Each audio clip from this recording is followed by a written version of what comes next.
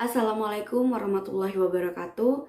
Perkenalkan, saya Yuni Susilawati, mahasiswa Universitas Muhammadiyah Malang yang menempuh mata kuliah Multimedia Pembelajaran di Universitas Muhammadiyah Makassar.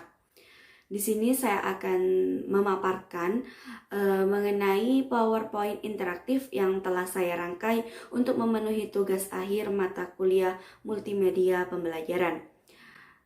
Di sini sudah tersedia PowerPoint interaktif dalam bentuk PowerPoint slideshow.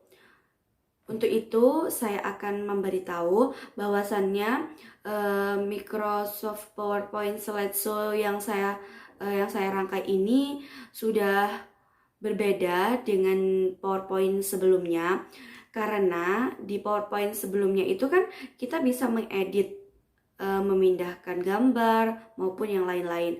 Nah, untuk itu saya sudah menguncinya dengan menggunakan file yang berbentuk PowerPoint slideshow saja. Jadi untuk pengguna itu sudah tidak bisa mengedit atau mengotak-atik yang ada di dalam PowerPoint interaktif itu.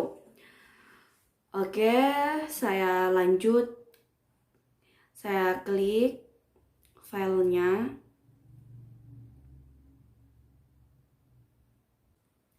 Baik, di sini tuh cara penggunaan PowerPoint interaktif ini cukup menekan icon-icon maupun tulisan-tulisan yang ada di dalam file ini. Nah, ini adalah tampilan pertama dalam PowerPoint interaktif yang sudah saya rangkai.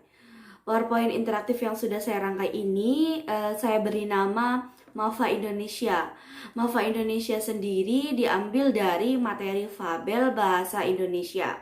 Dan media pembelajaran ini ditujukan untuk siswa kelas 7 SMP maupun MTS pada semester 2. Seperti itu. Bisa saya lanjutkan. Pada tampilan pertama ini terdapat icon mulai. Nah, seperti yang saya sampaikan sebelumnya, cukup menekan apa yang akan kita inginkan, seperti itu. Kita akan klik mulai. Nah, ini merupakan tampilan menu utama. Pada menu utama ini saya sediakan 9 poin. 9 poin itu terdiri dari kompetensi dasar, indikator, materi, contoh fabel, latihan soal, uji kompetensi, referensi, profil penyusunan. Untuk cara penggunaannya cukup menekan apa yang akan kita pilih. Contohnya, kita akan ke kompetensi dasar. Kita cukup mengklik icon yang bertuliskan kompetensi dasar ini. Nah, setelah kita klik, setelah kita tekan kompetensi dasar tersebut, akan membawa kita ke tampilan kompetensi dasar yang di dalamnya terdapat KD-KD yang menjadi dasar untuk materi media pembelajaran ini. Nah, KD yang saya pilih yakni KD 3.15 dan KD 16 yang berisi mengenai materi Fabel. Nah, bisa saya jelaskan juga mengapa ada media pembelajaran berbentuk PowerPoint interaktif ini.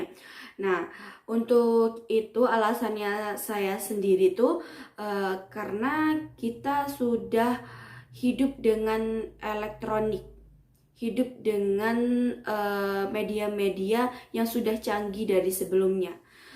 Mungkin saja ada beberapa siswa yang sudah merasa kurang nyaman untuk belajar menggunakan buku. Nah, di sini itu saya sediakan yang lebih simpel dan bisa digunakan dimanapun dan kapanpun melalui media laptop maupun handphone khususnya ya. Nah, di situ itu sudah ini selayaknya buku yang elektronik seperti itu ya. Setelah kita mengetahui kompetensi dasar, kita juga mengetahui indikator apa saja yang digunakan dalam media PowerPoint interaktif ini. Ini terdapat beberapa indikator yang telah dijabarkan yang nantinya akan disesuaikan dengan media pembelajaran yang telah saya susun. Untuk kembali ke menu utama, kita cukup mengklik icon yang terdapat di kiri atas, di pojok kiri atas. Nah, kita cukup klik saja. Setelah kita memahami kompetensi dasar dan indikator yang telah tercantum dalam PowerPoint interaktif ini, kita lanjutkan kepada materi. Materi ini telah saya rangkum sedemikian rupa untuk memudahkan para siswa memahami dalam materi fabel bahasa Indonesia.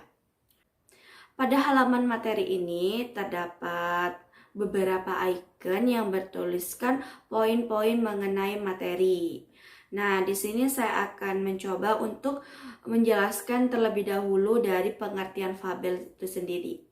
Pada halaman pengertian fabel sudah disediakan sedemikian rupa mengenai pengertian fabel yang singkat, padat, dan jelas tentunya. Bisa saya bacakan bahwasannya fabel merupakan salah satu jenis dongeng mengenai dunia binatang dan makhluk-makhluk yang tidak bernyawa, bertindak seolah-olah sebagai manusia. Tokoh-tokoh cerita di dalam fabel semuanya binatang. Binatang tersebut diceritakan mempunyai akal, tingkah laku, dan dapat berbicara seperti manusia.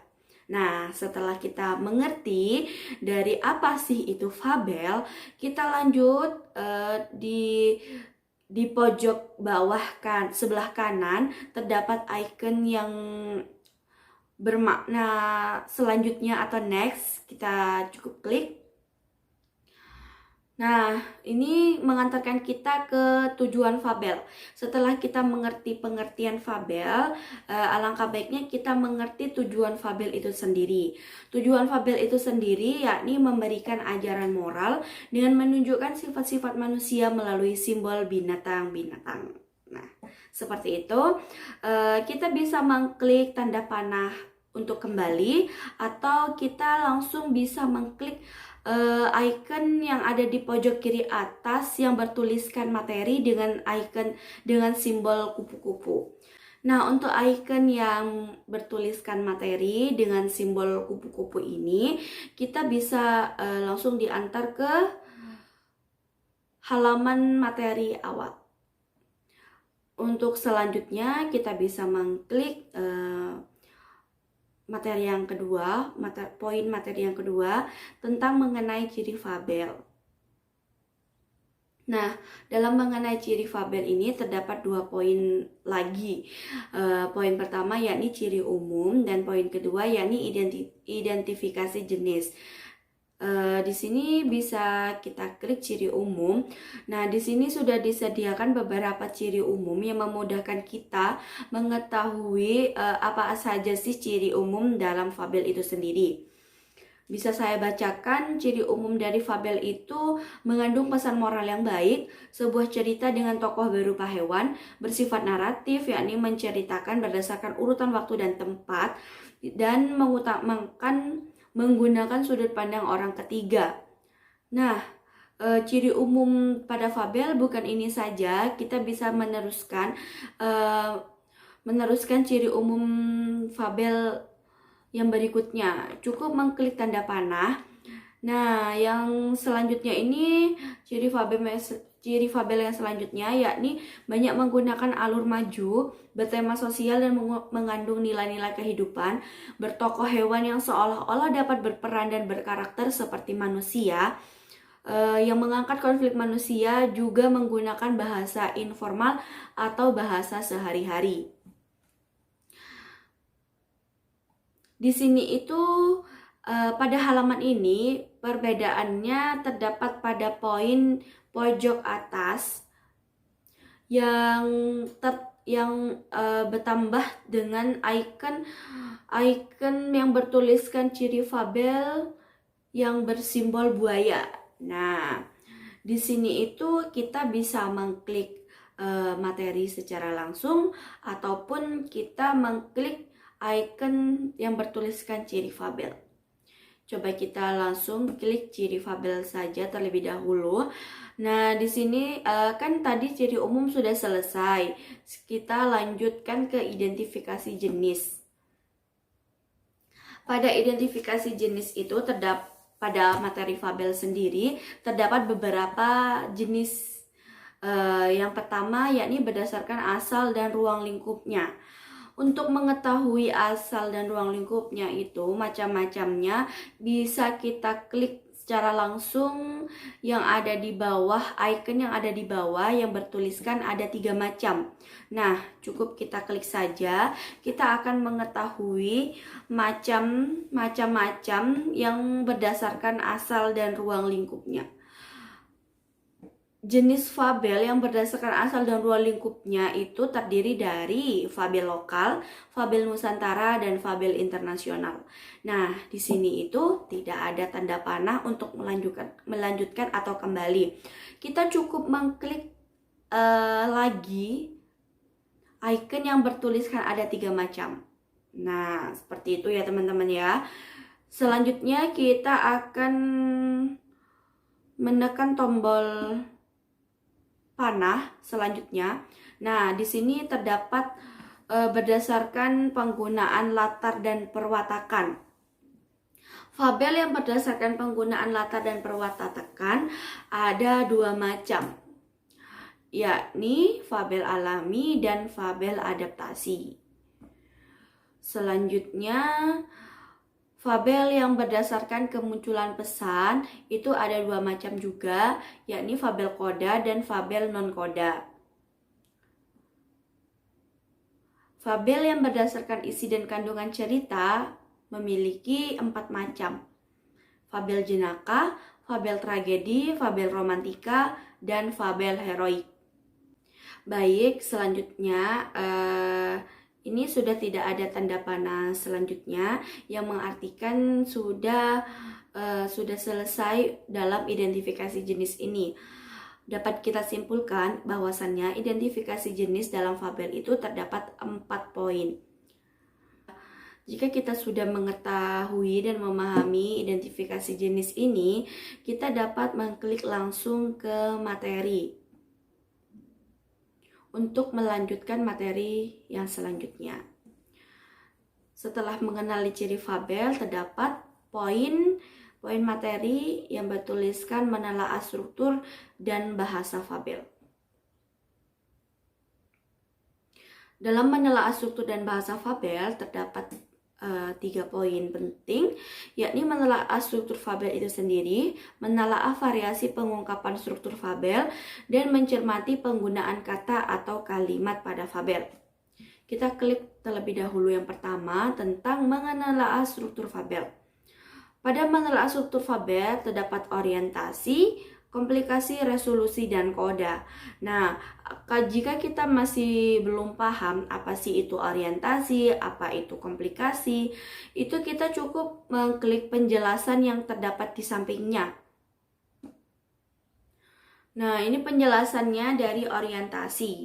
Orientasi merupakan bagian awal dalam cerita dengan memperkenalkan tokoh-tokoh dalam cerita. Untuk kita kembali ke tampilan sebelumnya, cukup menekan tombol panah kembali pada pojok kanan bawah. Untuk komplikasi juga demikian. Komplikasi merupakan bagian yang menjelaskan permulaan munculnya permasalahan antara tokoh dalam cerita seperti situasi dan peristiwa. Untuk resolusi sendiri, yakni merupakan bagian yang berisi pemecahan masalah yang sedang dihadapi oleh tokoh. Biasanya resolusi berisi hal-hal berakhirnya kisah dalam cerita. Untuk koda, yakni bagian akhir cerita yang menjelaskan perubahan yang sedang terjadi pada tokoh, serta terdapat pelajaran yang dapat dipetik dalam cerita. Setelah kita paham mengenai menelaah struktur fabel, kita lanjut pada poin berikutnya. Cukup mengklik icon yang bertuliskan struktur dan bahasa yang bersimbol harimau. Poin yang berikutnya yakni hal-hal yang perlu diperhatikan dalam menelaah variasi pengungkapan struktur fabel. Di situ juga bisa kita klik bagian orientasi, bagian komplikasi, bagian resolusi, dan juga bagian koda. Di sini saya akan klik penjelasannya satu persatu. Bagian orientasi, pengungkapan kalimatnya diawali dengan pendeskripsian latar kegiatan tokoh. Untuk bagian komplikasi, pengungkapan kalimatnya diawali dengan konflik batin, konflik fisik, serta perubahan latar dan peristiwa yang tidak mengenakan tokoh. Bagian resolusi yakni ditandai dengan meredanya konflik yang ada dalam cerita dan biasanya diawali dengan kalimat atau dialog yang menandakan bahwa konflik tersebut sudah dapat diredam. Untuk bagian kode sendiri, berisi amanat atau pesan yang ingin disampaikan oleh penulis dalam cerita fabel tersebut. Kita akan lanjutkan pada poin yang ketiga untuk mencermati penggunaan kata dan kalimat. Nah, dalam mencermati penggunaan kata atau kalimat pada fabel ini terdapat 4 poin, yakni kata kerja, penggunaan kata sandang, sang, dan si, penggunaan kata keterangan tempat dan waktu, juga penggunaan kata hubung, kemudian, lalu, dan akhirnya maupun sebagainya. Kita pada penjelasan kata kerja terlebih dahulu. Kata kerja sendiri itu merupakan salah satu unsur atau kaidah kebahasaan dalam suatu teks cerita fabel. Nah, kata kerja ini memiliki kata kerja intransitif, juga kata kerja transitif. Apa sih kata kerja intransitif dan kata kerja transitif itu? Mari kita pahami, cukup mengklik kata kerja intransitif terlebih dahulu. Kata kerja intransitif itu merupakan suatu kata kerja yang tidak perlu adanya objek dalam satu kalimat. Contohnya diam, direbut, ditangkap, tertidur, menangis, tertawa, tersenyum, merenung, dan lain sebagainya. Kita cukup klik tombol panah. Nah, selanjutnya apa sih itu kata kerja transitif? Kata kerja transitif merupakan suatu kata kerja yang perlu adanya objek dalam sebuah kalimat. Contohnya memegang, mengangkat, merampas, mencuri, menyerahkan, mengusir, membawa, mengambil, mengumpulkan, menyerang, mendapat, menemukan, dan lain sebagainya. Setelah kita paham apa aja itu kata kerja intransitif dan kata kerja transitif, kita lanjut pada, kita klik tombol panah, pada penggunaan kata sandang, sang, dan si. Penggunaan kata sandang dan si itu selalu digunakan dalam teks fabel. Contohnya itu, sang kancil berhasil menipu kawanan buaya yang hendak memangsanya. Atau Acil si harimau berhasil menipu kawanan buaya yang hendak menerkamnya. Jadi sering kita temukan dalam penggunaan kata sandang, sang, dan si dalam fabel.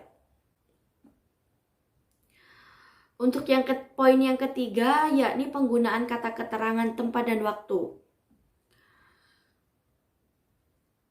Penggunaan kata keterangan tempat dan waktu ini di dalam sebuah teks cerita fabel pada umumnya memakai kata keterangan waktu dan kata keterangan tempat agar menghidupkan suasana. Adapun untuk di keterangan tempat pada umumnya dipakai kata depan di, dan keterangan waktu pada umumnya dipakai kata depan pada atau kata yang memberikan informasi waktu.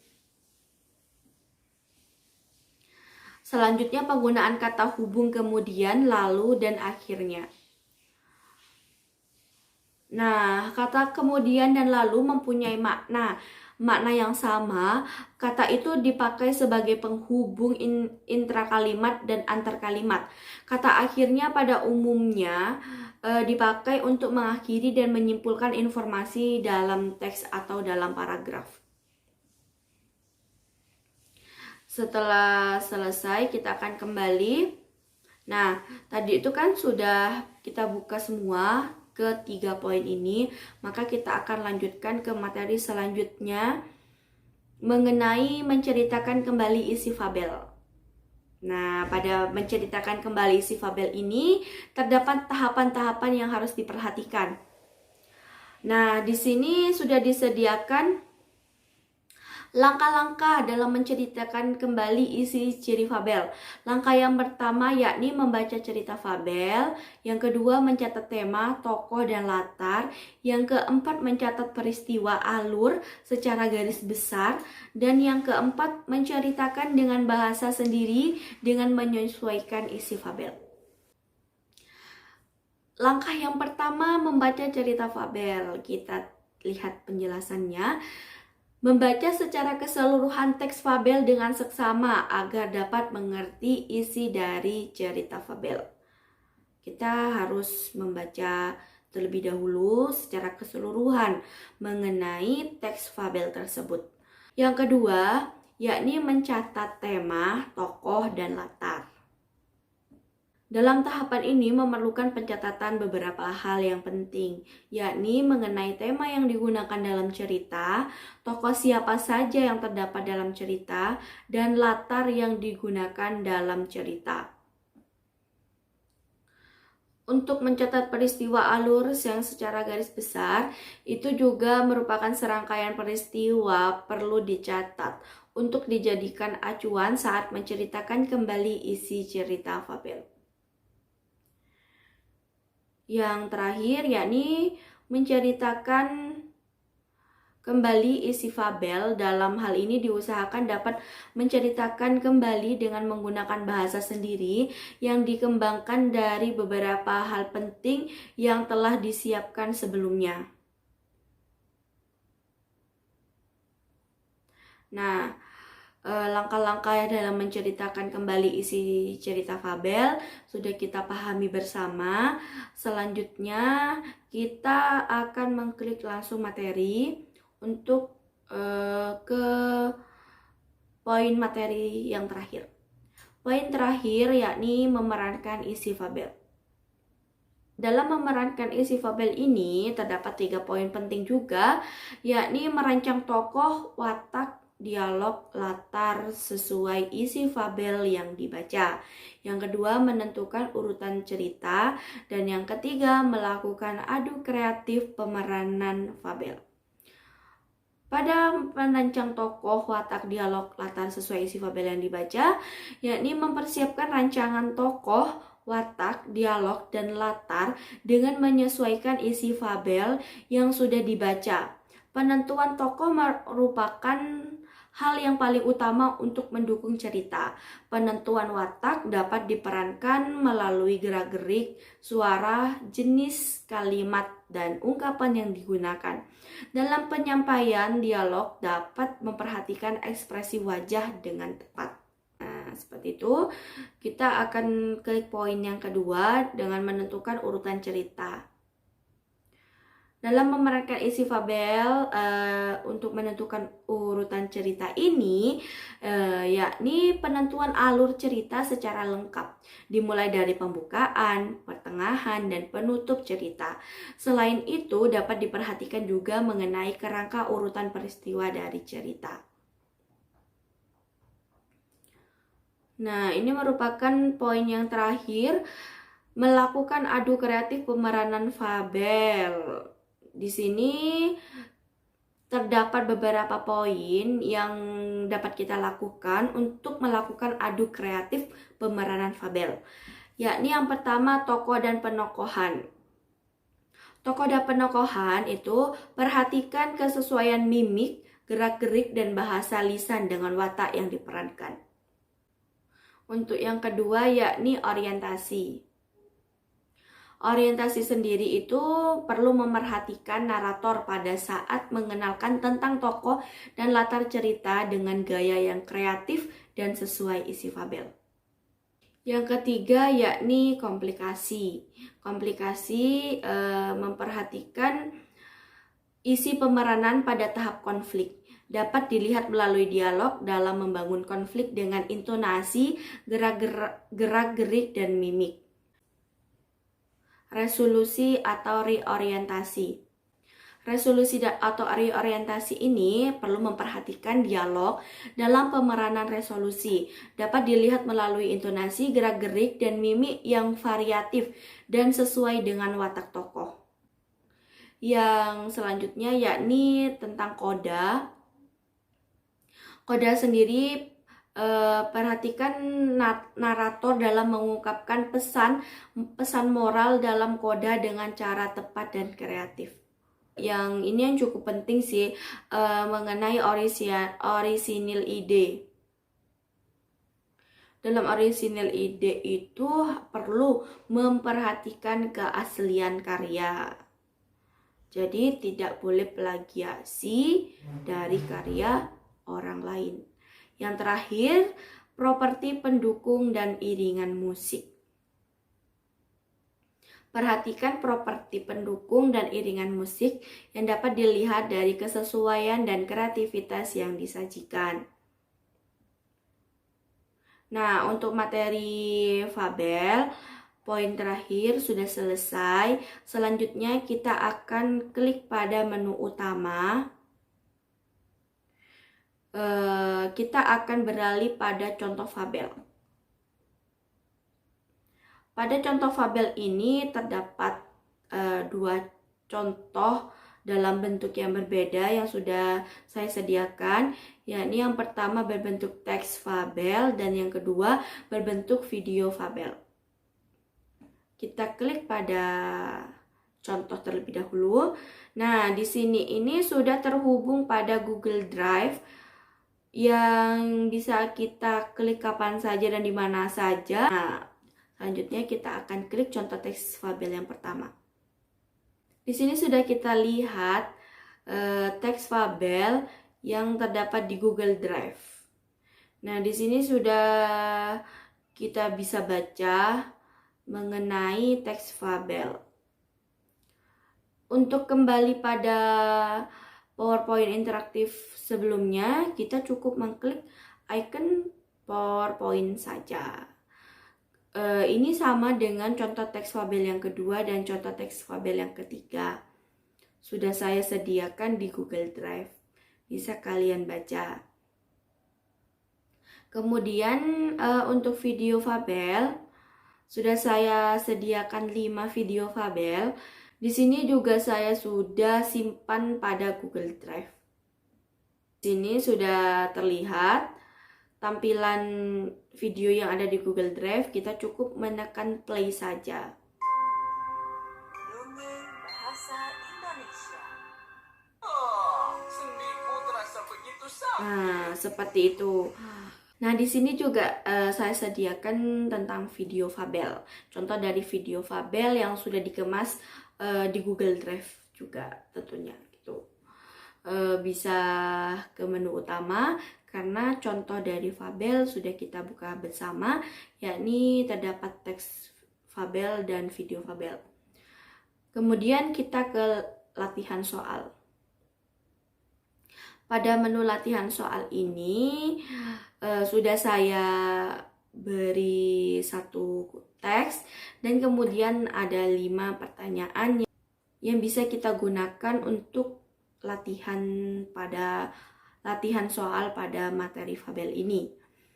Di sini sudah sangat jelas tertulis teks fabel dengan judul Burung Hantu dan Belalang. Untuk kita memulai menuju ke nomor soal yang 1, kita cukup mengklik icon 1 pada bawah teks. Nah, di sini sudah terdapat soal dan jawaban. Untuk menjawab ini kita cukup mengklik pilihan-pilihan. Nah, jika kita salah, kita akan dipertemukan atau dilihatkan dengan ikon yang sedih atau menangis. Jika kita mengkliknya benar, kita akan dimunculkan tentang ikon yang senang seperti itu. Untuk pembahasannya, kita bisa mengklik tanda panah yang bertuliskan pembahasan.